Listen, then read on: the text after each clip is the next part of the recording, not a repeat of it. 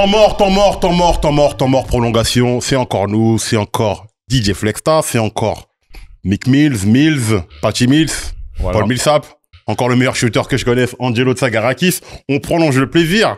Vous savez, y a l'émission classique que vous venez de regarder. Et c'était tellement bon que vous avez prolongé le plaisir avec l'émission Prolongation. On est toujours avec notre illustre, notre grand homme de médias, l'érudit. L'homme qui maîtrise la langue de Molière et les systèmes de jeu, mieux que LeBron et JJ Redick. Ah, c'est faux, mais ça me fait plaisir. Ndiran qui est avec nous. Merci de me recevoir. Exactement. On n'a pas bougé, à vrai dire. Bon, il y a quelques ailes de poulet. On vous dit la vérité, il est très tard. Je ne sais pas comment je vais rentrer chez moi. Non, je suis coincé ici. Mais il y a des canapés confortables, ne t'inquiète pas. Voilà, il y a une méba qui va venir. Donc, prolongation. Aujourd'hui, vous savez, dans prolongation, on essaie toujours de prendre un sujet culturel, aller un petit peu plus loin que le GOAT. Il a un titre, il a pas de titre, enfin bref. On prend des sujets sur lesquels on peut s'épancher et on veut apprendre des choses. L'idée, c'est que même ceux qui ne sont pas issus du basket, qui ne connaissent pas forcément le basket, puissent venir nous rejoindre et partager l'aventure avec nous. Aujourd'hui, on parle d'un sujet incroyable et je vous préviens, Angelo va parler pendant 50 minutes. En fait, si on vous dit qu'il existe au monde une ligue qui génère autant, voire plus d'argent que la NBA, où il y a plus de ferveur, plus d'ambiance et plus d'adversité, vous me direz que je mens. Et pourtant, on parle du championnat NCAA et de ses subtilités et du point culminant qui est la March Madness. Voilà, le championnat universitaire américain. Et quand vous entendez universitaire à l'échelle française, vous pensez UNSS, vous pensez mercredi après-midi. Vous pensez des équipes qui jouent sans maillot. Je te jure, avec les chasubles utilisés 5 minutes avant par les autres camarades, bien humectés de la senteur. Voilà. Non, mais c'est vrai que quand on parle d'universitaire, à l'échelle européenne, à l'échelle française, on va forcément penser à un produit dilué, à un produit moins qualitatif, à un produit moins performant, moins séduisant. Mais au final, quand vous pensez au championnat universitaire américain, la NCAA, c'est peut-être ce qu'il y a de mieux dans le milieu amateur, ça c'est sûr. Il y a pas meilleur niveau amateur. Même si au final on comprend bien que la NCAA aux États-Unis c'est un vrai business et que maintenant ça commence à faire sa transition vers le professionnalisme, mais c'est incontournable quand on est fan de basket d'avoir un minimum de compréhension de ce qu'est le championnat universitaire américain et la March Madness, parce que tous vos joueurs préférés, grande majorité, sauf peut-être les Européens comme Jokic, Doncic, Antetokounmpo et autres, ok, ils proviennent d'Europe, on l'a compris, mais par contre toutes les stars proviennent soit du championnat lycée, qui est le fournisseur numéro 1, du championnat universitaire, qui est le fournisseur numéro 1 de votre championnat préféré, la NBA. Donc, il faut comprendre d'où est-ce que ça vient, tout ça. Exactement. Faut qu'on ait un sujet qu'on aborde de manière sérieuse. Disons-le tout de suite. Tu vas être notre expert sur le sujet parce que tu l'as joué. Oui. Tu t'as joué dans ce championnat que tu connais sur le bout des ongles. Tu vois, c'est pour là où sur le bout des doigts, là où quand tu fais un finger roll, tu vois. Ouais, de toute façon, c'est sûr que c'est moi, c'était pas les tomards. Hein. C'est sûr que sur TikTok, vous m'isolez le moment où Flexta dit finger roll. Faites-en un même, je vous en supplie. Je vous en supplie, faites ça. Ils vont faire à cause de toi. Regarde maintenant. Tu peux faire un même quand il dit pète click elite aussi. On a dit qu'on n'en parlait pas. Laisse tomber.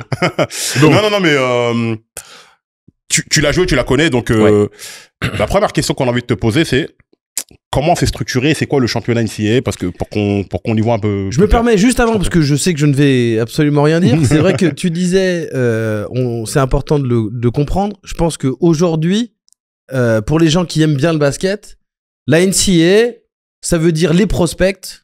À peu près, c'est-à-dire qu'on sait qu'avant la draft, on va en entendre parler. On a les prospects 5 étoiles, machin. Ouais. On sait qu'il y a Duke, Syracuse, enfin on connaît 2-3 noms d'universités.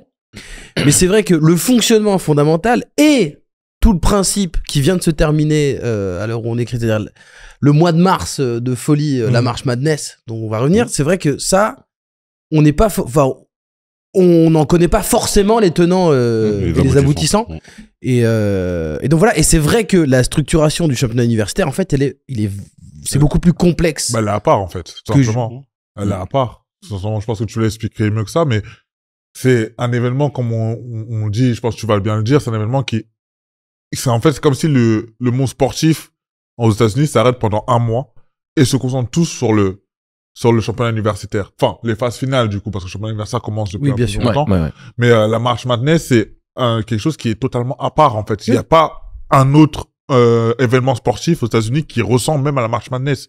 Et ce qui est incroyable, c'est que là où c'est intéressant pour nous, c'est que ça touche le domaine du basket en particulier. Il n'y a pas d'autres, je sais pas si je me trompe, il n'y a pas d'autres sports universitaires qui a autant d'impact, autant d'effets aux États-Unis que la March Madness de basketball. Le foot universitaire est gigantesque. Le foot US, c'est pas structuré pareil, je crois. Non, c'est pas structuré. En fait, maintenant, ils ont commencé avec des playoffs. C'est la première édition où ils font des playoffs, mais ce qu'il faut comprendre et ce qui est paradoxal, c'est que la March Madness basket est l'événement qui va au niveau de la folie populaire vraiment venir s'immiscer dans les bureaux d'ingénieurs qui n'ont jamais mis un lay-up main gauche ou même fait rebondir un ballon.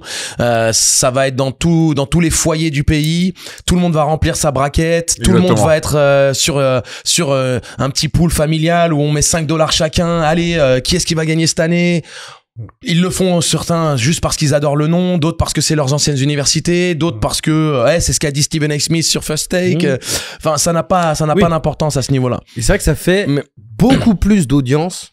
Mais en général, le sport universitaire fait beaucoup plus d'audience que la NBA. Oh, mais c'est même pas comparable. Mais avant d'arriver sur la March Madness, Flexta, t'avais dit, c'est vrai qu'on comprend pas forcément comment fonctionne le championnat universitaire. Avant d'arriver à la March Madness, comment ça fonctionne, c'est vrai que ça, on le sait pas forcément. Ouais, du coup, on dit sur ça.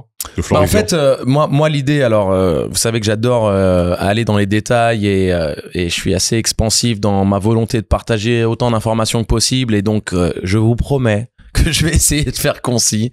Soyez patient avec moi, mais je vous promets également que ça va être pertinent, et je vais essayer de dédramatiser une sorte de produit qui est absolument incompréhensible à l'échelle française, parce qu'il y a rien de comparable, en fait. C'est-à-dire que je peux pas vous dire, oui, alors vous voyez, en France, on a ça. Il y a rien de comparable. Il y a rien de comparable parce que déjà la culture du sport en France est totalement dissociée des études. Au-delà, bien entendu, du championnat UNSS où on a, il y a des sports-études, mais on sait très bien que dans un sport-études, les jeunes joueurs qui intègrent les centres de formation dans n'importe quel sport, c'est vraiment du sport avec les études qui sont un minimum aménagées, mais ça reste une vision très sportive. Surtout les clubs de sport et les écoles sont deux choses différentes. C'est deux choses différentes. C'est-à-dire que vous n'avez pas de sanctions particulières, en tout cas pas au niveau des clubs dans lesquels vous êtes intégrés. Au-delà peut-être d'une politique de club qui est de ne pas sacrifier les études, ou en tout cas de prendre le sérieux par rapport à un engagement qu'on pourrait avoir avec les parents, c'est-à-dire on vous promet que vos enfants seront encadrés, que ils vont passer leur bac et qu'ils vont réussir leurs études, en tout cas jusqu'à l'université. Après, c'est hors de nos mains, mais en tout cas ils auront leur bac. Ok, ça se limite à ça en France. Ce qu'il faut comprendre, c'est qu'au niveau des États-Unis, l'accès au sport se fait par le biais scolaire.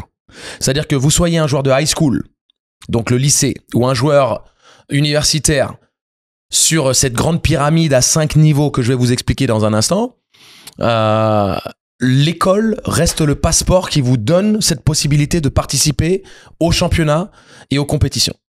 Si vous n'êtes pas éligible par rapport aux minima prérequis scolaires qui sont jugés acceptables à l'échelle d'un étudiant lambda, vous n'aurez pas le droit de participer aux compétitions sportives.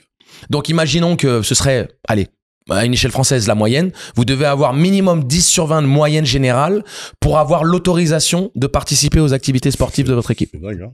Donc, c'est déjà un truc qui, à l'échelle française, c'est... Mais moi, ce que je fais à l'école, qu'est-ce que ça a à voir avec le basket? Qu'est-ce que ça a à voir avec le foot? Après, si on est LeBron James, on triche. Quelqu'un va nous mettre 10. Ça rappelle un peu sur un autre contexte, hein, parce que c'est lycée, un peu ce que racontait un peu Coach Carter, un peu le film Coach Carter, où il fallait une autorisation, hein. En plus, je sais qu'en plus, c'est un peu, des fois, quand c'est des grands joueurs, les majors, c'est un peu plus, il y a un peu des dessous qui se passent dedans. Je suis d'accord avec toi. D'ailleurs, on a fait une belle chronique dans une émission qui s'appelle Parole Véritable, un truc ouais, apparemment, sur Internet, où on parle justement de ce problème-là de Coach Carter avec un mec qui s'appelle Dandy Gale. Enfin, Dandy Gale, voilà. Voilà. Donc, on parle de ce problème-là et c'est... Mais tu ressembles beaucoup, mec, de Parole Véritable. Ah, il y a un C'est- c'est pas toi? Mais Ouais, un mec il qui met des casquettes. y a j'ai un un doute. cofondateur qui s'appelle DJ Flextas. Ouais. Mais, Continue. non, mais par rapport à ça, les gars, c'est clairement le cas. Coach Carter vous donne une sorte d'introduction à ce que représente le sport américain, puisque de toute manière, le système lycéen et le système universitaire ont les mêmes prérequis au niveau scolaire vis-à-vis du minima qui est une moyenne de C. Hein, le système de notes, c'est A, B, C, donc A+, A, A-, B+, B, B-, C+, C, C-. Et c'est au niveau des pourcentages. Donc le A, c'est 90% jusqu'à 100, le B, c'est 80 jusqu'à 90, le C, c'est 70 jusqu'à 80. Et donc, il faut avoir une moyenne générale minimum à hauteur d'un C, moins. Donc c'est pas non plus... C'est pas, non, surtout que c'est plus difficile d'avoir 10 sur 20 en France que d'avoir un C aux États-Unis. Mais c'est la base sur laquelle ils sont tous à la même échelle. Okay. Il n'y a pas de négociation. Donc déjà de comprendre que le championnat universitaire ou le high school dans lequel avait évolué LeBron James avant d'aller en NBA, il y avait ses prérequis scolaires. C'est-à-dire qu'un LeBron James qui ne ferait pas le nécessaire ou le strict minimum pourrait être inéligible vis-à-vis des échéances de fin d'année. Quand tu le dis comme ça, c'est dingue. Et c'est quelque chose auquel aucun athlète ne peut échapper, même si vous vous appelez LeBron James. Alors après, bien sûr, le fait de j'ai cette dissertation à écrire, bon, bah ok, si c'est sur ce type d'examen qu'on est noté. Screech, on a besoin de toi. Donc voilà, donc ça c'est déjà la première chose qu'il faut bien maîtriser. Le sport nécessite un passeport qui a l'étiquette scolaire. Ok, d'accord. Ensuite, pour ce qui est du championnat universitaire, c'est une sorte de pyramide à 5 étages. Okay. Vous commencez avec les junior college, qui sont des institutions universitaires sur un cycle de 2 ans. Ensuite, vous avez le championnat NAIA, d'accord, qui est, alors je veux pas me tromper, c'est National Collegiate Athletic Association. C'est NCAA. Pardon. Excuse-moi. Oui, c'est National Association of Intercollegiate Athletics. Merci beaucoup. Il est attentif, l'homme. Et on a besoin de ça. Donc, NAIA, qui serait donc un niveau équivalent à peut-être la 3e division dans le jugement global qu'on puisse avoir du championnat. C'est au-dessus des JUCO. C'est au-dessus des JUCO parce que ce sont des institutions universitaires sur un cycle de 4 ans. D'accord ? Pour avoir un diplôme universitaire, on part sur un cycle de 4 ans. Les junior college vous permettent d'obtenir un diplôme sur 2 ans qu'on appelle le Associate Degree et qui est tout à fait transférable sur une institution de 4 ans. Pour donner un équivalent, c'est un DUT, un BTS, ce genre de choses. BTS ou autre. Mais après, si vous voulez votre diplôme. C'est un bon parallèle, et je tiens juste à dire, en termes de JUCO, sur Netflix, il y a Last Chance You. Ouais. Le Last Chance You Basketball, qui est le meilleur truc sur Netflix. Je connais quelqu'un qui va être très content de t'entendre dire ça. Le meilleur truc sur Netflix. Et donc, les 4 premières saisons, c'est du foot, mais les 2 dernières saisons, c'est du basket. Et c'est typiquement un junior college. Exactement. Avec toutes les subtilités. Donc, c'est pas la même chose que c'est pas du tout la même chose. Parce que en fait, tous les joueurs qui intègrent les junior college ambitionnent d'aller dans une institution sur un cycle à 4 ans où de toute manière la compétition est meilleure et c'est bien entendu l'objectif. NAIA, qui est donc un niveau universitaire à part entière. Et après, c'est la NCAA, donc National Collegiate Athletic Association, qui est ce qu'on connaît de la March Madness avec Division 3, Division 2, Division 1. Sachant que chaque division a sa propre March Madness. Mais on ne s'intéresse bien sûr qu'au plus haut niveau. Toujours le haut de la pyramide, c'est comme dans toute chose dans la vie. On est très intéressé par ce qui se passe en Ligue 2 quand on est fanatique de foot, mais on suit la Ligue 1 et on suit la Champions League, c'est ce genre de choses. Oui, donc, la NCAA Division 1, c'est la Champions League de l'équivalent de Champions League du foot. Voilà. Okay. Maintenant que je vous ai dit ça, ce qu'il faut bien comprendre et rappeler, c'est que on a des pépites, des diamants présents dans chacune de ces catégories. C'est-à-dire qu'il n'y a pas de jugement de valeur. Il n'y a pas de jugement de valeur parce que quand vous pensez aux meilleurs joueurs de JUCO, peut-être de l'histoire, un des tout meilleurs, je vais vous donner le nom de Larry Johnson, qui All-Star NBA, hein, Larry Johnson, Dream Team 2, Orange Blue Sky, baby. Orange Blue Sky. UNLV Rebels, ok. Donc on va parler d'une légende de ce sport. Finaliste NBA LJ, avec les Knicks. On est d'accord, finaliste avec les New York Knickerbockers. Et donc vous vous dites, ok, NAIA, oh NAIA, c'est équivalent en 3e division. Scottie Pippen, ça vous rappelle? Non, NAIA, ok. Donc 3e division, les Laker Friends, hein? Mr. DJ Flexter, Devin George, ça vous dit quelque chose? L'épopée du premier three-peat avec Shaq et Kobe, l'ailier shooter à 3 points, Devin George, 3e division. Donc, ce qu'il faut comprendre, c'est que vous aurez des pépites, de telle sorte que vous avez aussi en high school des joueurs qui sont prêts à aller en NBA alors qu'ils sont lycéens. À ces niveaux-là, vous aurez toujours des pépites. La raison pour laquelle les joueurs vont en JUCO, c'est que généralement au niveau académique, ils ne sont pas encore prêts à intégrer les organismes sur 4 ans qui ont des prérequis scolaires beaucoup plus relevés. D'accord. Donc, ils utilisent ces 2 années pour se remettre à niveau. Peut-être que sportivement, ils sont pas prêts. Peut-être que athlétiquement, ils sont pas prêts. Donc, ils vont en JUCO et ils utilisent ces 2 années pour se former. D'accord. NAIA, Division 3, Division 2, bah, c'est des niveaux qui peuvent être avec les mêmes enjeux. Peut-être que un peu trop juste athlétiquement, peut-être que scolairement c'est un peu juste, peut-être que ils étaient sur le tard à se faire recruter. Et Non, que on n'a les pas divisions forcément 1, les moyens parce ça serait trop long de parler, mais même avant le high school, il y a aussi les AAU. Enfin, il y a maintenant des ligues privées. Exactement. Maintenant, c'est un sport de riche presque. Mais les AAU, ça reste le niveau lycéen par Oui, contre. mais non, je dis, mais avant d'arriver à voilà. l'université, Voilà. c'est-à-dire qu'il y a aussi des ligues privées comme ça qui font que ça devient presque un sport de riche. Et il y a aussi une question de moyens. Donc, je pense qu'il y a aussi une question de moyens. Tout à fait. Pour avoir accès au voilà, top pour du être top. dans une équipe qui a une exposition. Et après, il y a les championnats lycéens. Donc, vous avez cette structure, vous avez cette sorte de pyramide avec le JUCO, NAIA, Division 3, Division 2, Division 1. Maintenant, vous comprenez la structure. Ce qu'il faut comprendre, on va s'attarder sur la Division 1. De D'accord. la NCA, de la De la NCA. NCAA. ouais. Maintenant, on va s'attarder sur le haut de la pyramide parce que c'est ce qui nous intéresse. Et quand on parle de March Madness, c'est vraiment le dossier. D'accord? Vous savez combien de conférences il y a aux États-Unis? Il y a 32, je crois. You're the man. Il y en a 32. Combien d'équipes? Bah, 400... Il y en a moins. Ouais, ah ouais, d'accord. Donc 32, j'allais dire 32, entre 10 32 conférences parce que je l'ai écrit. parce que il y je en voulais a qui pas ont me 6 tromper. équipes, il y en a qui en ont 12. Donc, je sais pas, Voilà. 280. Donc il y a 362 équipes. C'est beaucoup. Ok? Non, c'est beaucoup. C'est trop. 362 équipes qui sont donc séparées en 32 En division conférences. 1, Division 1. il y a 362 division 1. 362 division 1. Juste la division 1, division 2, division 3 de la NCAA, Mhm. comment c'est déterminé? Alors, c'est une très très bonne question. Ça n'a rien à voir avec le niveau académique de l'école. Parce que vous pouvez avoir des... Ni même le niveau sportif? Alors, le niveau sportif sera forcément impacté, puisque le pouvoir d'attraction des gros cylindrés de division 1 qui ont plus d'argent, car plus de financement. Et ce qu'il faut bien comprendre, et je veux faire cette parenthèse très tôt parce qu'il faut comprendre le nerf de la guerre, beaucoup de ces conférences sont designées, influencées par ce qui se passe au niveau du foot américain. C'est-à-dire que par exemple, la meilleure conférence de la côte ouest, historiquement, était la Pacific 8 à 8 équipes, qui était devenue après la Pacific 10 à 10 équipes, qui est par la suite devenue la Pacific 12 à 12 équipes. Pourquoi c'est devenu de 8 à 10 et de 10 à 12? La dernière évolution de la Pac-10 qui a désormais disparu maintenant à cause justement du foot américain et de l'attrait des conférences où les programmes universitaires foot intègrent d'autres conférences avec des droits télé supplémentaires, plus accrus, beaucoup plus d'argent pour l'université. Et c'est généralement le programme universitaire du foot qui finance l'intégralité des équipes sportives de l'université. D'accord. Le basket génère également des fonds. Quand vous êtes Ohio State, Michigan, North Carolina, le basket génère beaucoup d'argent. Mais dans la grande majorité, 95% des cas, c'est le foot américain qui finance l'intégralité des sports de l'université. On a souvent tendance à oublier que le foot américain, c'est le sport numéro 1, Ouais. même si le basket, c'est un proche numéro 2. Il y a le baseball aussi, mais... Le baseball, mais c'est vraiment saisonnier, quoi.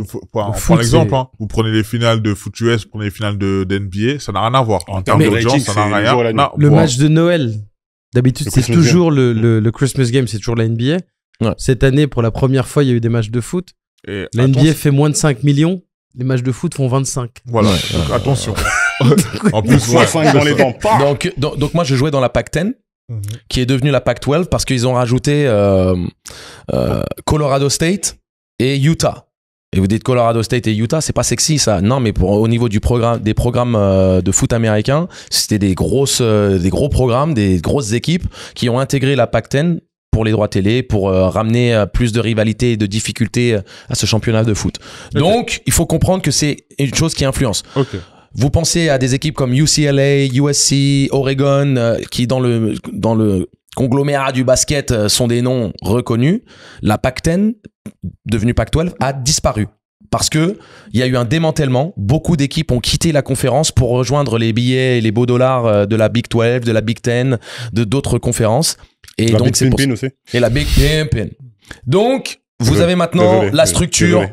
Okay. J'ai été concis, je sais pas combien de temps j'ai mis, mais j'ai été concis. La structure est établie. Ouais. Juste, donc t'as dit que c'est pas parce que les universités ont des meilleurs résultats scolaires qui sont voilà, tu me 1. demandais pourquoi il y a division 1, 2, 3. Ouais. Donc, en fait, la division 1, c'est tout simplement lié à combien d'équipes sportives, combien de programmes sportifs existent au sein de l'université.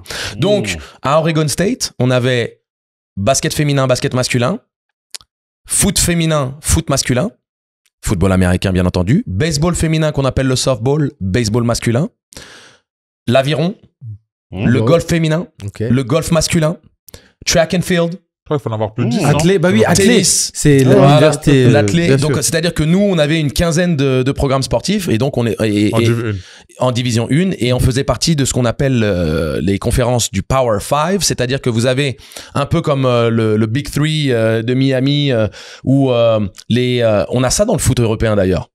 On a la Première Ligue, on a la Bundesliga, on a la Serie A, voilà, on a tout ça. Au basket, dans le basket universitaire américain, c'est un peu le même principe. On a les 5 gros championnats foot en Europe, on a les 5 grosses conférences aux États-Unis universitaires. Okay. Et donc, sur les 32 conférences, il y en a 5 qui sont les meilleures. S'appelle le Power 5. Okay. Donc il y avait la Pac-10 où t'étais. Voilà, il y avait la Pac-10, la ACC, la conférence de North Carolina, Duke, la SEC, qui est SEC. Southeastern Conference, qui est donc Tennessee, Kentucky et tout ça. Il n'y a pas la Big East aussi, non? La Big East avec Connecticut, Yukon, voilà. Big 12, Big 12, Big 10. Donc il y a le Power 5 et ça pouvait évoluer. Toi laisse tomber. C'est pas grave, fond de la classe, tu connais. Mais voilà, ça c'est un petit peu la configuration. Et donc 32 équipes, enfin 32 conférences. 362 universités et les divisions 1, c'est lié au nombre de programmes sportifs. Division 2, c'est en dessous de 10 et division 3, bah, c'est littéralement 4 à 5 programmes. Ok. Mais la question que je te pose, bon, je pense que tu vas en arriver là, quand on arrive au mois de mars, que le bracket se fait, il y a déjà combien d'équipes qui participent au championnat final, du coup, et comment ils sont sélectionnés? Magnifique. 68 équipes sélectionnées. L'usine à gaz du truc, c'est un truc. 68 équipes sur 362. La prochaine Coupe du Monde, hein, c'est ça. Préparez-vous. C'est la Ligue des Champions de l'année prochaine. Le nouveau format. Voilà. Mais du coup, il y a 68 équipes, mais il y a des particularités, je pense. Les particularités, c'est qu'on a 32 conférences et il y a la saison régulière et il y a le tournoi final de la conférence. Chaque tournoi final de conférence donne un vainqueur qui donne un désigné automatique pour intégrer le tournoi final universitaire de la March Madness. Donc, tu as déjà sur les 68, 32 qui sont automatisés. Champions de leur zone. Champions de leur conférence. Leur conférence, pardon. Donc, il y a le titre de champion de la saison régulière qui est donné. Mais celui qui te donne le ticket pour la March Madness, c'est le tournoi de conférence. Donc, ça, c'est numéro 1. Voilà. Ensuite, tu vas me dire comment on définit les autres. Ouais, justement, ça, les autres équipes sont définies par un panel de consultants et de spécialistes universitaires qui donc étudient plusieurs aspects. Ils étudient la force de ton calendrier, la difficulté de ton calendrier. Quelles équipes as-tu joué? À quelle fréquence? Les as-tu jouées à domicile ou à l'extérieur? Ils prennent en considération la conférence dans laquelle tu joues. Ils prennent en considération ton nombre de victoires, ton nombre de défaites. Ils font leur petite sauce, ils font leur étude, leur analyse, et derrière, ils ont un comité de sélection où il y a toujours ce qu'on appelle des bubble teams, des teams qui sont dans la bulle, qui sont méritantes, mais qui au final n'arrivent pas à glisser dedans. Et il y a un jour particulier où tout est annoncé. Hein, Selection Sunday. Selection Sunday, exactement. C'est là où justement on voit où je reviens à ce que tu dis, hein, mais c'est là où on voit justement les cris de joie, ou quand les équipes, justement, ils attendent ça, savoir, oui, ils participent, et il y en a justement qui ne participent pas, et tu vois la déception. Enfin, c'est un des jours les plus importants, tout simplement, du truc, et c'est ce jour-là qui vraiment débute, en fait, vraiment l'histoire, parce que c'est là où, c'est le même jour aussi, le bracket sort. Exactement. Et on sait tous que, quand le bracket sort, on sait tous que tout le monde se rue pour faire ses pronostics, etc. Ouais. Ah, mais c'est une dinguerie, hein. C'est une tradition. C'est une dinguerie parce que tu n'importe quel sports bar jusqu'à la Maison Blanche, aux États-Unis. Ça va jusqu'à la Maison Blanche, ça va. Non, mais dans n'importe quel sports bar, tu peux prendre une feuille, t'as ton tableau, tu mets tes confrontations, tu le mets pour jouer, exactement. tu le mets pour jouer à un espèce de truc. Enfin, c'est énorme. Justement, ce qui est dingue, c'est qu'il y a très très peu de gagnants dans ces brackets-là, parce que c'est tellement, justement, la folie. Le March Madness, c'est tellement de dingueries, de upset. On en parlera peut-être, parce qu'il y a eu quelque chose qui s'est passé hier entre la défaite de Duke, alors qu'il menait à quelques secondes de la fin. Alors, restez sans spoiler, mais quand même Duke a perdu. De toute façon, quand cet épisode va sortir, on aura déjà les champions, évidemment. Les champions universitaires donc, qui seront désignés. Il y a le Section Sunday, du coup. Donc, on a les équipes qui participent. Donc, on a les 32 champions. Ensuite, on a les équipes qui sont prises par le panel. Maintenant, comment... Et d'ailleurs, je vous le dis, il y a aucune corruption. J'imagine. Pour le Selection Sunday, personne n'est payé. Non, mais pour le coup, tu sais quoi, mais ça doit être un délire. Je peux concevoir qu'il y ait peut-être des réseaux d'influence, mais au final, les États-Unis ont une telle culture sportive, notamment vis-à-vis de la March Madness, c'est que c'est très très compliqué de laisser des impostures arriver. Je suis sûr qu'il y a plus d'éthique là-dedans que pour les juges à la Cour suprême. Non, mais très clairement, parce qu'en fait, il y a une légitimité à respecter. Ouais. Et en plus, les chiffres ne mentent pas. C'est-à-dire qu'à un moment donné, si tu veux pas ridiculiser ton panel de consultants supposés spécialistes à faire rentrer des équipes gagnées fatiguées qui sont pas méritantes en comparaison à d'autres, tout le monde a accès au calendrier, tout le monde a les résultats, tout le monde a le comparatif des qui a gagné et comment. Donc ça, c'est ça qui se passe. Donc là, le Section Sunday arrive. Il est fait. Maintenant, le championnat commence. Donc, il y a la braquette, d'accord? Il y a le tableau final. Moi, ce qui est maintenant important, avant qu'on parle de ce qui se passe à l'heure actuelle, on a établi ce qu'est le mode de fonctionnement de la NCAA. On a établi comment on rentre dans le tableau final. J'aimerais qu'on parle un peu d'histoire maintenant. Parce que c'est quand même important de comprendre. Juste, attends. Tableau final, match unique, coup près. Ouais, coup près. C'est Coupe de France, voilà. C'est la Coupe des States. Avant qu'on arrive, parce qu'il y a 68 équipes, il faut savoir que 68 équipes, il y a 64 équipes qui participent au final et comment se départager. De ce que j'ai pu voir, après tu me confirmeras si c'est vrai ou pas, il y a le first four. C'est-à-dire que les 4 champions avec le moins bon bilan vont affronter les 4 équipes moins bien classées. Exactement. Donc il y aura un match, chacun affronte une équipe, et les 4 gagnants de ce match-là vont participer à ce grand final. Voilà, ils gagnent le droit de rentrer dans le tableau final. Et donc au final, le championnat commence à 64 équipes. Du coup, et ça sera divisé en 4. Ils ont fait ça pour, tu vois justement les bubble teams dont on parlait, ces équipes qui sont méritantes mais qui n'ont pas accès à la danse. Et ils ont dit comment est-ce qu'on peut faire pour agrandir un peu le rayon. Donc, et ils ont fait ces 4 premiers matchs qui donnent accès à 4 équipes supplémentaires. Donc un tableau de 68 équipes pour le tableau final de 64. Après on connaît comment ça se passe en round of 64, round of 62. Oui, c'est Roland Garros. Et après il y a des noms particuliers. Il y a la Sweet 16, on connaît le Elite 8. Et du coup, ça va jusqu'au Final Four. Exactement. Maintenant, du coup. J'adore comment les mecs arrivent à trouver des nomenclatures, des noms. J'espère que c'est clair. J'espère que c'est limpide et que je vulgarise un peu le truc parce que je sais que c'est quand même très compliqué dans l'absolu. Il y a beaucoup d'enjeux et autres, mais j'espère avoir défini une fondation qui permette de maîtriser un minimum. Et de toute façon, même s'ils ont des questions, je pense qu'on répondra en commentaire. Ce sera avec plaisir qu'on aura un débat là-dessus. Mais justement, en termes d'histoire, quand est-ce que débute réellement Écoute, tu commences au début des années 1900. Là, le championnat universitaire, l'historique de ces équipes. Moi, si tu veux, je vais pas vraiment perdre du temps à donner ce genre de détails qui va pas forcément être parlé. C'est vraiment pour les puristes qui ont envie d'apprendre. J'ai le temps, on a le temps, on se parle en commentaire. Mais la March Madness, la March Madness, c'est d'abord la qualité des équipes qui intègrent ce genre de tableau et qui historiquement ont une certaine longévité. C'est-à-dire que nous, qu'est-ce qu'on respecte même dans les conversations NBA? Quelles sont les franchises les plus titrées? Quelles équipes ont le plus de bannières? Les bannières pour les universités américaines, c'est le nombre d'apparitions au Final Four et aussi le nombre de titres. Le Final Four, c'est une consécration absolument incroyable. D'accord? Sur 68, vous êtes... Sur 362. Ouais, c'est ça.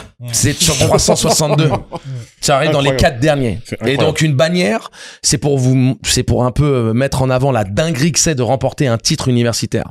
Donc, est-ce que vous savez quelle est l'université qui a remporté chez les filles? Parce qu'on est toujours galant ici sur Temps Mort. Toujours chez les filles. C'est Yukon. Chez les filles. Yukon? C'est Connecticut. D'accord. Connecticut, combien de titres, les Il y a amis? pas de... J'avais, je crois, les garçons. Et le tournoi universitaire chez les femmes n'a lieu que depuis 42 ans. Ouais, ça a commencé en 82, je crois, un truc comme ça. Donc, chez les femmes, ça a commencé beaucoup plus tard. Donc, Ouais. Yukon, Yukon, 11 titres. 11 titres, ouais. Vous savez combien de Final Four en 42 ans? 26. 24. 24, ouais. Dans mon bracket, j'étais à 26, Ouais, mais j'ai t'es- perdu. Bah, j'ai perdu. Ouais, Non, mais J'ai pas bien. t'es le plus proche. Donc, 24 Final Four pour Yukon en 42 éditions. Je sais pas si vous vous Une rendez sur compte deux. de ce que ça représente. Bah, ouais, c'est la moitié, quoi. C'est plus que la moitié. Numéro 2. On va parler juste des 3. Iowa? En filles, on va parler de Tennessee. Tennessee, de la légendaire coach Pat Summitt, qui Et En plus, d'ailleurs on a tous quelque chose en nous de... de Pat Summitt ou de Tennessee. Continue, pardon. Donc- Pardon, désolé. C'est superbe. Écoute, c'est Ce qui vient de se passer, super. Non, mais Ça sera coupé, vous ne le verrez pas. faut, mais faut, c'est faut superbe. nous excuser, mais on remonte à trop loin. Tennessee, Mais, c'est Candace 8 Parker. titres avec Candace Parker. Candace Parker, ouais. Candace Parker, qui est probablement la meilleure joueuse de l'histoire de Tennessee. 8 titres, 18 apparitions au Final Four. Stanford, numéro 3, 15 apparitions au Final Four et 3 titres. Et on est obligé de mentionner, et ça tombe très très bien vis-à-vis de l'actualité, de ce Final Four féminin et de la finale à venir qui se joue en ce moment même. C'est South Carolina, coaché par Dawn Staley, Dans Stadium. légende du basket, pas juste légende féminine, Ouais. légende du basket. Tout quoi, là, 3 médailles d'or olympiques, 2 médailles d'or à la Coupe du Monde, 5 sélections WNBA All-Star, Ouais. une des meilleures meneuses de jeu de l'histoire de ce sport. Ouais. Et Dawn Staley est arrivé à South Carolina en 2008. Ouais. Depuis, ils ont fait 7 apparitions au Final Four et 3 titres. Je crois 3 titres. Hein. Ouais. Et ils sont en finale face à qui? Là, ça y est. Yukon.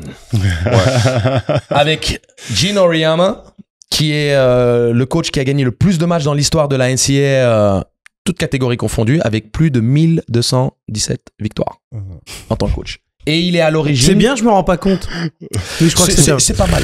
Mais justement, Ouais, c'est ça, hein. Moi, je vais le noter quand même. 1217, c'est bien.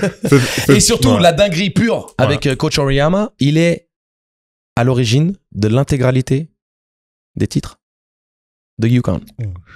Oh là là là là. Voilà. Donc ça, c'est chez les filles. Ouais. Chez les hommes, Après, juste, je vous ai fait Dis-moi. entre parenthèses, South Carolina, c'est très important d'en parler parce qu'il y a eu quand même des joueuses qui ont quand même marqué cette époque. On parle de AJ Wilson, Ouais. aujourd'hui, qui est quand même Ouais. l'une des meilleures joueuses de... la meilleure joueuse. La meilleure joueuse, la meilleure hein. joueuse. On l'a vu au Géo, on l'a vu, elle a 3 MVP aujourd'hui, voilà. On en parle aussi d'Alia Boston aussi, gagné aussi, Alia Boston, et dernièrement, l'année dernière, hein, parce qu'elles sont tenantes du titre, faut le rappeler, Camila Cardozo. Ouais. Oui. Voilà. Donc, ils ont gagné contre Iowa, justement, de Caitlin Clark. De Caitlin Je pense Clark, qu'il faut quand même parler de Caitlin Clark, on en parlera peut-être après, mais justement, de cet impact qu'elle a eu. Et Yukon aussi, très important d'en parler aussi, parce qu'il y a eu peut-être 2 grandes épopées. Il y a eu un three-peat. Il y a eu juste 3 victoires d'affilée, notamment avec Diana Taurasi et Sue Bird Mhm. au début des années 2000.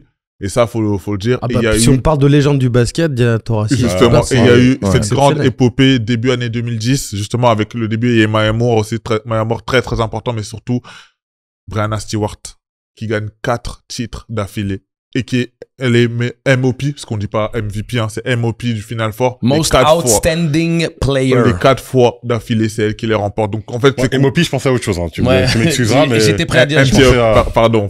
Take Jesus! Take Tout simplement, voilà, pour parler justement de l'une Pardon, des meilleures pardon. joueuses de Ça l'histoire va. de la NCAA, tout simplement, voilà.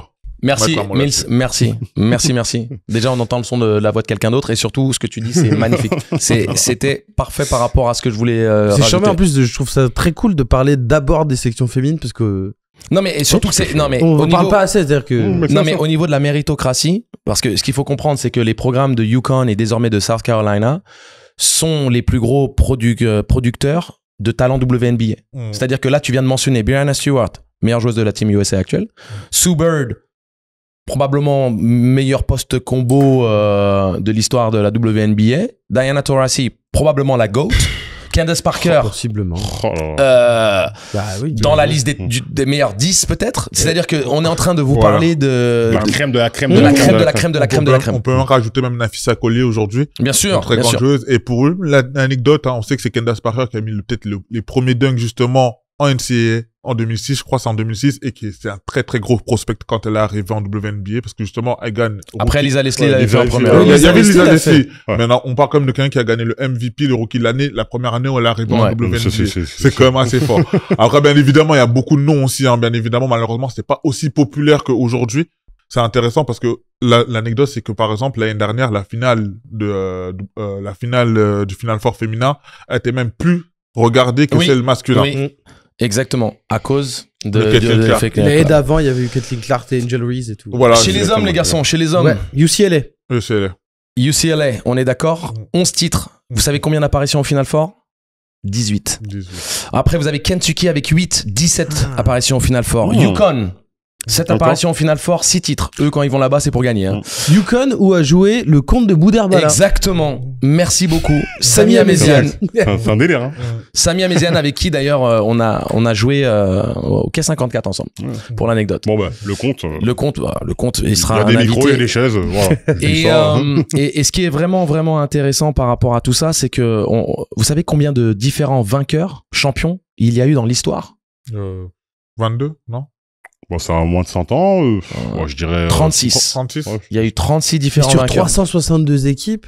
Ouais, et sur... Non, mais en vrai, c'est-à-dire que il y a vraiment une domination. Enfin, il y a une grosse domination. Il y a une grosse domination. Et la question que j'ai à vous poser, est-ce que, au-delà de ça, si je vous dis San Francisco... 49ers? Non, si je vous dis San Francisco universitaire, il y a eu 2 titres universitaires. Vous savez qui était le fer de lance de cette épopée San Francisco les deux titres étaient dans les années 50. Qui était le fer de lance de San Francisco? Non, c'est pas Bill Russell. Mais je n'en sais rien. C'est Bill Russell. Bill Russell. Ouais. Double joueur de l'année. Double meilleur joueur de l'année. Années 50. Louis Wilt. Qu'est-ce qu'on s'emmerde? Je sais même pas pourquoi j'ai... Wilt, il a pas fait la fac, je me trompe pas. Lui, il a fait les Harlem Globetrotters, et après il est arrivé. Mais il avait pas fait la fac. Mais Bill Russell, ouais, je pense que c'était bien lui. Ok. Quelle est l'équipe avec le plus d'apparitions au Final Four, mais 0 titre? Et ça tombe dans l'actualité. Duke? Non, c'est Mike Krzyzewski, Duke, Christian Laettner, Houston. 7 apparitions au Final Four. Jamais de titre. Houston, ils ont un problème. Hein. Et pour l'anecdote, Houston, qui est désormais en finale universitaire, il y avait la Fisla Majama, l'équipe de légende avec Clyde Drexler, Hakeem Olajuwon et Michael Young. Michael Young, légende du CSP Limoges qui a gagné l'Euroleague 93. L'Euroleague 93, le gaucher soyeux, incroyable, Michael Young. Cœur sur lui. Incroyable. Et donc, il y avait aussi son nom, si je me souviens bien, c'était Winslow, qui était dans la 2e année. Oui, Ricky Winslow. Donc, la première année, c'était Hakeem, Clyde et Michael Young. Et la 2e année, Drexler est en NBA. Et c'est Olajuwon, Young et Ricky Winslow. Donc, ils font back-to-back finale. Et ils perdent 2 fois. Et Ricky Winslow, Pau, Orthez, milieu des années 90. J'ai envie de vous dire... Si vous comprenez pas que la NCAA, c'est ce qui vous fournit tous les meilleurs talents que vous ayez pu passer devant vos yeux historiquement, maintenant il y a l'émergence des talents européens et autres, mais comprenez bien que quand on vous parle de basket universitaire américain, c'est virtuellement votre puits dans lequel vous allez récupérer votre eau de sainteté là. Mais je crois qu'on suit un peu sur les prospects draft et machin, mais c'est vrai que là grâce à en tout cas moi j'ai appris franchement on apprend des choses, c'est super intéressant. C'est sur le fonctionnement vraiment. Donc maintenant on peut se projeter sur la finale fille et la finale garçon, à moins que vous ayez, mais je pense pas qu'on ait énormément de temps. Mais justement, il est important de rappeler certaines choses. C'est que le Final Four, c'est la March Madness, c'est une espèce de mini Super Bowl qui génère presque 20 milliards chaque année. Un championnat universitaire. Hein. Tout à fait. Presque 20 milliards chaque année. Avec, pareil, des spots publicitaires à 2-3 millions de dollars, etc., etc. et les joueurs sont pas payés. Mais justement, Ça change. Vas-y, Mills. parce que, voilà. Je pense que justement. Mais tu as raison C'est sur le principe. un tremplin très très important, le March Madness, parce que ça crée des légendes. Je pense qu'il y a quand même des moments marquants, peut-être j'en parlerai peut-être un petit peu après. Mais déjà, il y a eu un exemple où ça a été très marquant dans les années 90. Je pense que vous connaissez tous l'équipe, Michigan State. Le Fab Five. Non, Michigan. Attention, pardon, Ouais. excuse-moi. Attention, Mills. Attention, Mills. Pardon, Non, excusez-moi. tu vas faire plaisir à Magic Johnson en disant Michigan State. Michigan State, ils ont gagné Michigan. Michigan, justement, le Fab Five avec Jalen Rose, etc. Chris Webber. Juwan Et- Howard. Chris Webber, etc. Et eux, c'était une équipe qui rapportait énormément. C'était très populaire, on sait, hein, voilà. Hein, c'était Ils ont généré des millions voilà, et des millions mais et des ils n'ont millions. jamais touché quoi que ce soit. Bah, oui, puisqu'ils ont le statut amateur et c'est un Exactement. Et Voilà. c'était- Mais c'est une supercherie parce que le statut amateur, il y a rien d'amateur au niveau de la NCAA. Je vais vous partager, oui. je vais vous partager avec beaucoup de simplicité le cadre de vie que j'avais et les structures et la logistique dans laquelle j'officiais au quotidien. C'est-à-dire que la plus grande salle française dans laquelle j'ai joué, alors j'ai participé au concours de tir du All-Star Game à Bercy, donc ok, mais c'était pas un match, et puis c'était pas voilà, je faisais partie de la fête du All-Star Game, mais c'est pas une enceinte dans laquelle j'ai joué. Mais en France, c'était des enceintes, aller au grand max Palais des Sports de Pau, 8500 places, voilà, il y a eu des salles comme ça. J'arrive à Oregon State, on est la plus petite salle de la conférence, d'accord? Donc la Pac-10 à l'époque, 10 500 places qui à la base étaient 11 400. Et c'est le plus petit outil de la conférence, la plus petite salle, le petit pousset. Pour l'université. Hein. Notre salle d'entraînement, c'est 3 terrains de basket, parquet, dernier cri, les uns à côté des autres. C'est même pas notre salle de jeu, c'est notre salle d'entraînement. Salle de musculation qui fait la taille d'une salle de basket. Je vous parle de... Après, vous êtes grand aussi, vous êtes grand. Soit, mais c'est surtout que tu parles d'une infrastructure de pro, c'est-à-dire que la logistique qui entourait Oregon State à l'époque où je jouais, on parlait du début des années 2000, hein, de 2003 à 2007, ça surpasse et de loin tout ce que j'ai pu voir en Betclic Elite. Question, pour encore plus avoir une mise en perspective, je sais pas si tu as l'information sur Oregon State à ton époque, mais globalement, le salaire d'un entraîneur d'une équipe de division 1 NCAA. Bien sûr. À l'année. Jay John, qui était mon entraîneur à l'époque, avait signé un contrat de 5 ans à hauteur de 1,5 million. Par an. Total. Et c'est pas beaucoup, du coup. Et c'était pas beaucoup, mais c'était un entraîneur qui n'avait jamais atteint ce niveau de, j'ai envie de dire, de prestige au niveau des équipes qu'il avait coachées. Il avait une expérience où son évolution était progressive et il avait signé un contrat de 5 ans à hauteur de 1,5 million. Mais tu coupes ça sur 5 ans. Mais, je veux dire, quand je dis c'est pas beaucoup, c'est énormément d'argent. Je veux dire, c'est le salaire d'un bon joueur à Monaco. Parce que il me semble que, alors, je parle au foot, par exemple, il me semble que Florida, même les gros coachs de foot, ils peuvent gagner jusqu'à 8 à 10 millions l'année. Au basket, c'est moins ou bien... Mais si tu parles des autres entraîneurs de la conférence, là, tu parles sur un salaire annuel. Parce que Coach K, par exemple. Ouais, mais là, tu parles de... Là, c'est le top du top. Voilà, le top du top. C'est mieux que des coachs NBA. Exactement. Oui. Mais si tu veux, au-delà de ça, maintenant on va pouvoir rebondir sur mais le ça fait... se compte, il y a plusieurs coachs qui gagnent plusieurs mille. Enfin, je veux dire, c'est comme... Ah non, mais complètement. Il faut se rendre compte de ça. C'est-à-dire que Mais entre la NBA, ton prof de PS en UNSS, évidemment, c'est pas le même truc. Ouais. Mais le prof de PS en UNSS avec son petit jogging Erima qui est coiffé comme Vincent Collet. Non, mais tu vois ce que je veux dire? Non, mais c'est cette culture-là, tu vois. Comme Tariq Abdul-Wahad dit, Jean-Pierre de Vincenzi, prof de PS. Après, mais, sauf que là, voilà, c'est en université, tu gagnes des salaires qui sont... Même 1,5 million sur 5 ans, c'est gigantesque. Mais tout à fait. Mais surtout, faut comprendre que c'était son premier contrat et que ça aurait été triplé s'il avait été maintenu. Il n'a pas été maintenu sur la fin de son aventure, mais il faut comprendre que la NCAA est à la base un championnat de coach où le coach instaure la culture de l'équipe, le coach instaure la culture du programme et les joueurs qui arrivent et qui sont recrutés pour intégrer l'équipe sont soumis à cette loi. Alors qu'en NBA, c'est l'inverse, d'accord ? Mais si on veut vraiment parler maintenant de la transition vers le professionnalisme qui a lieu, il y a eu donc cette révolution au sein du sport amateur américain et de la NCAA, où maintenant il y a des contrats de droits d'image en fait qui sont négociés, et c'est une manière de pouvoir rémunérer les joueurs, donc qui ne sont pas salarisés, mais qui obtiennent le droit d'être rémunérés malgré leur statut d'amateur. Et on parle de contrats de représentation à des millions de dollars et justement, c'est là où je voulais en parler, parce qu'on en parle justement du côté féminin. Ça a été justement une accélération justement avec la rivalité entre Caitlin Clark et Angel Reese, justement, qui avait généré beaucoup de bénéfices, etc. Et que justement, à ce moment-là, beaucoup de gens déjà disaient qu'il fallait qu'on les rémunère, parce que concrètement, elle remplissait les salles à elle seule.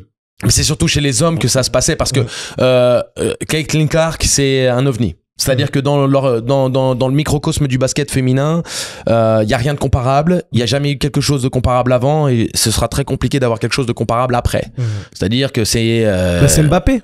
C'est Mbappé, c'est LeBron James. Et même plus, parce que quand on parle, pour ceux qui la connaissent pas, c'est comme des triple-doubles à 40 points, triple-double, voilà. Mais... Enfin, bref, il y a eu plein de choses qui font que, voilà. Quand c'est Jokic, c'est pas assez convaincant, mais quand c'est... Mills, il y a eu des joueuses extraordinaires qui sont passées à UConn, Maya Moore, Sue Bird, Daytona, si ce que tu veux. Je suis d'accord. Qui sont potentiellement plus fortes que Caitlin Clark. Je suis d'accord avec toi.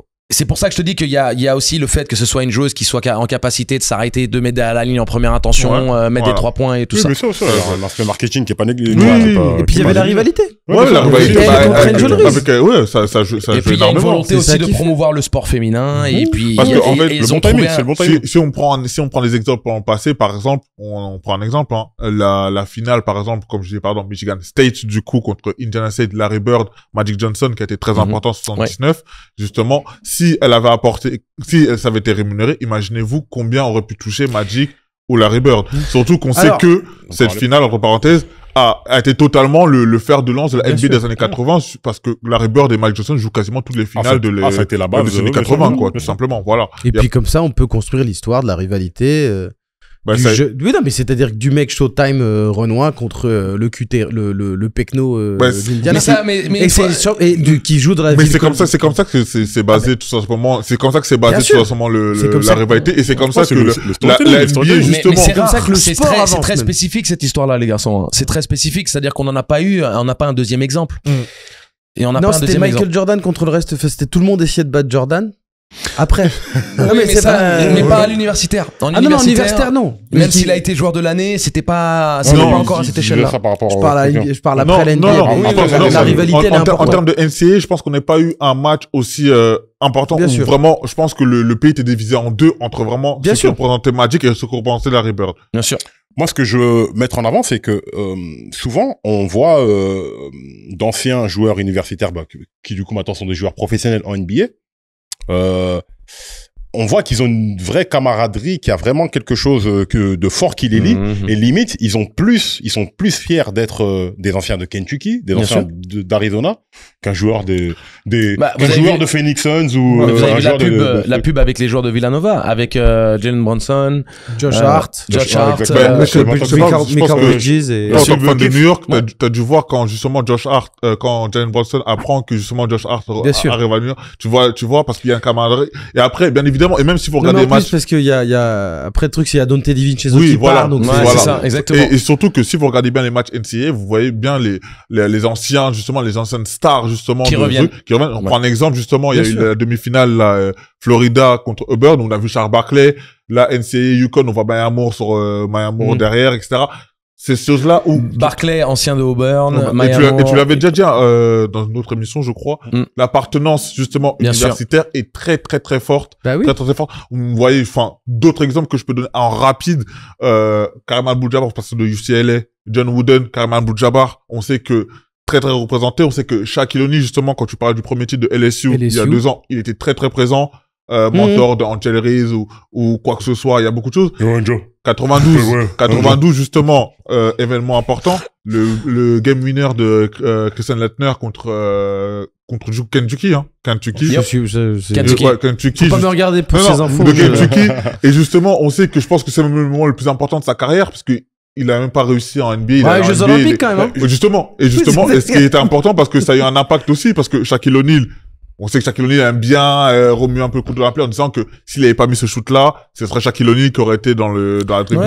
Oui, parce que il leur fallait un joueur universitaire. Et voilà, ça a été pris. Et justement, c'est là où je rejoins Angelo, ce que tu disais tout à l'heure, où justement, la March Madness, c'est ça qui crée déjà les premières légendes, les premières histoires vers la NBA, et on le sait aussi, hein, parce que ça crée justement des rivalités. Le tir de Jordan en 82.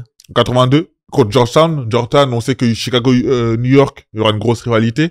Parce que Georgetown, il y avait Patrick Ewing. Il y a Patrick Ewing. On le sait aussi en 84 aussi. On parle de Houston aussi. En 84, il y a des gens qui laissent de qualité. Ouais, c'est tout ce qu'on retiendra de 84. Houston, avec Olajuwon. Ouais, Houston, Georgetown. La deuxième année. Ils perdent contre qui Contre Ewing, justement. Contre Ewing. Et derrière, il y a les finales 94. Voilà, justement, important. En 83, ils perdent au buzzer. Et en 84, ils perdent contre Georgetown. Et c'est ces choses-là qui font les rivalités. Bien sûr, c'est-à-dire que ça se transporte. Et comme tu l'as dit, ils le portent en eux. Et d'ailleurs, si tu regardes n'importe quelle émission américaine où on dit « Je crois que tu as été à telle ou telle université, à n'importe quel invité », il va regarder, il va dire « Go Bears, go !» Les mecs, 20 ans plus tard, soutiennent encore, ont toujours le t-shirt. Les mecs ont les t-shirts Tiger. Les mecs qui sont allés à Louisiana, c'était à LSU, en Louisiane, c'est les Tigers, je crois. Et donc, ils ont les t-shirts jaunes LSU Tigers. Les mecs, quand ils vont faire du sport à 48 ans, ils ont toujours leur alumni. C'est les alumni qui investissent après, plus tard, quand ils vont... Et c'est d'ailleurs les alumni qui, à l'heure actuelle, payent... sont les mécènes. Qui sponsorisent les programmes sportifs et qui aussi payent désormais les contrats de représentation. Ouais, parce que justement, les joueurs peuvent vendre ce qu'on appelle leur likeness. Ouais. C'est-à-dire leur image. Name, image and likeness. NIL, c'est pour ça que ça s'appelle la NIL. Et your English is amazing. Rien à voir avec l'Égypte. C'est passé du côté obscur là. It's fucking London. It's fucking London. Oh man. C'est justement ça qui fait que justement, pour résumer tout ce que tu as dit, ça crée. Il y a des moments aussi importants qui ont marqué l'histoire de la March Madness. Hein. Voilà, on en a déjà parlé pas mal. On sait que Jordan, on sait que c'est très important le premier tir.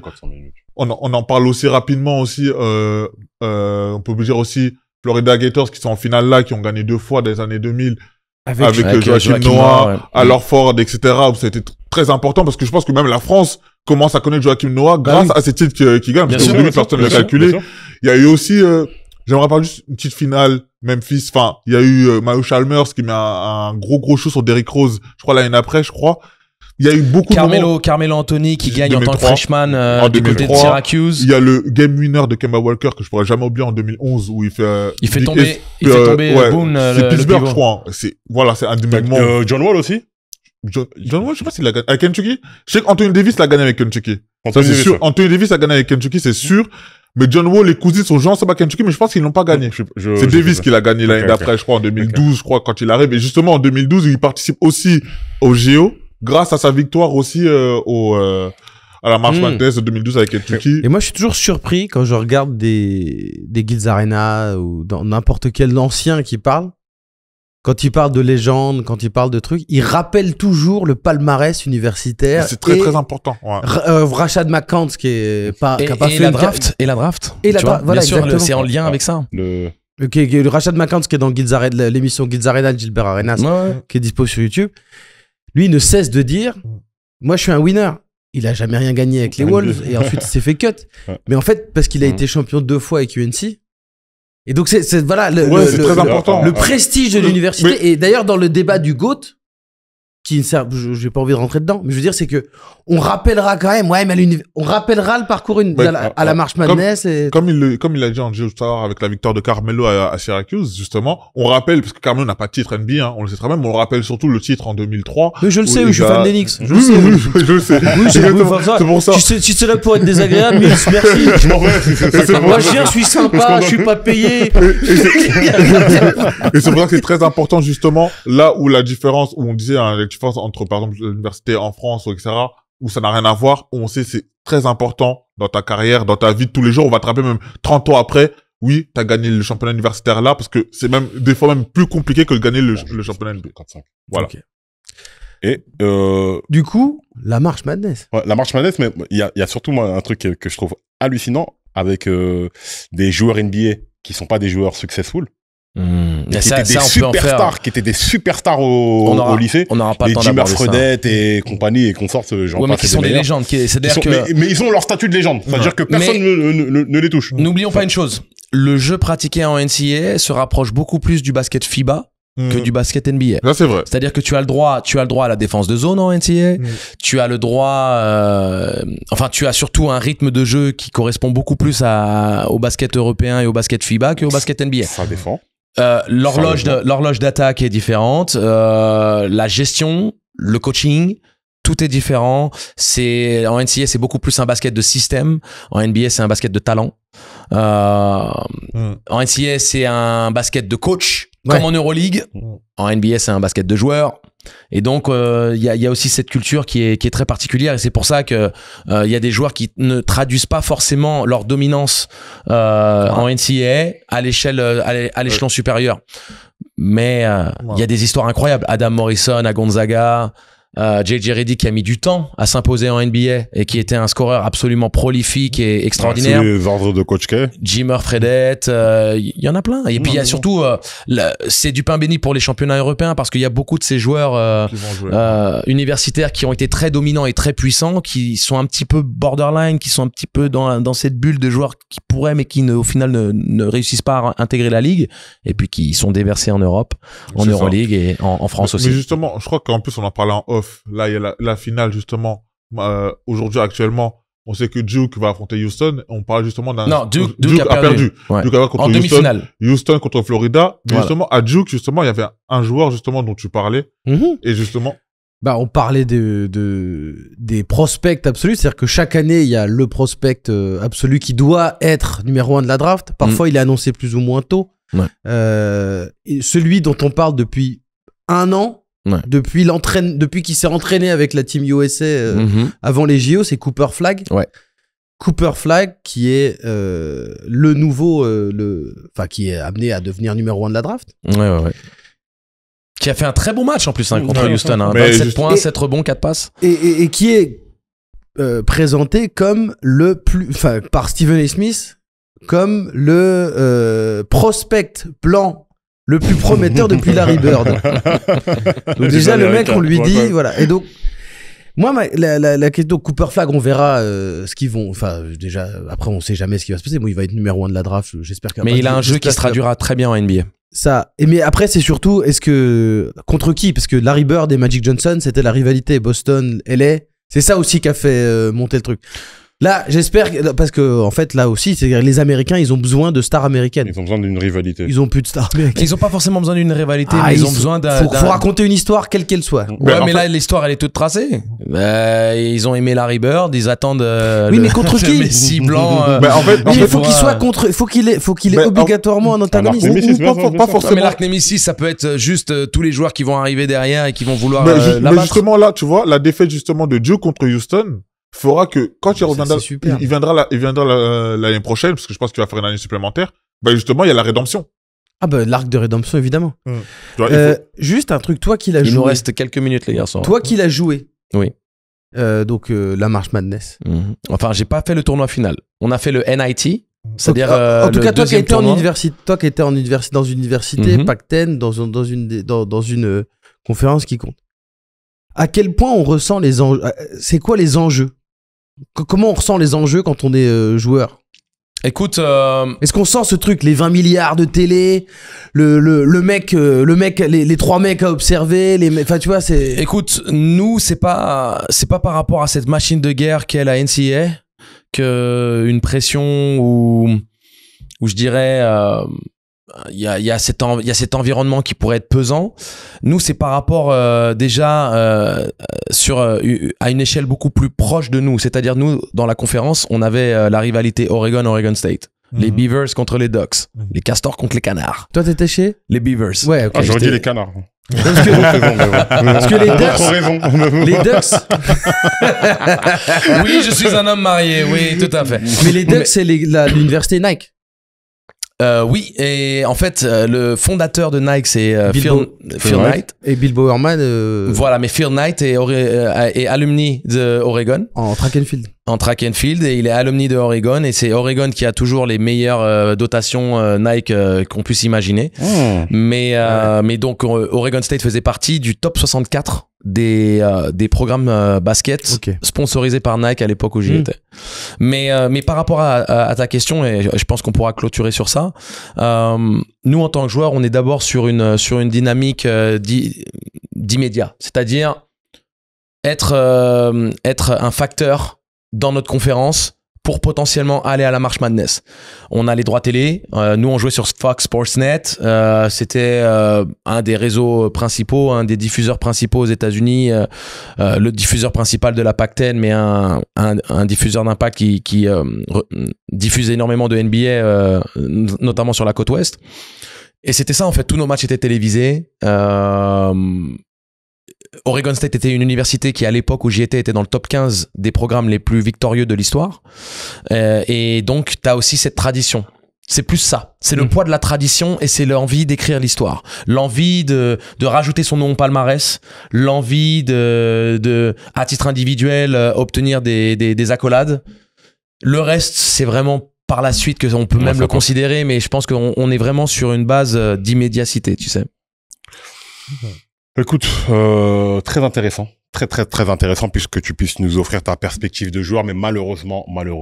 Oh, là, faudrait les bruitages, là.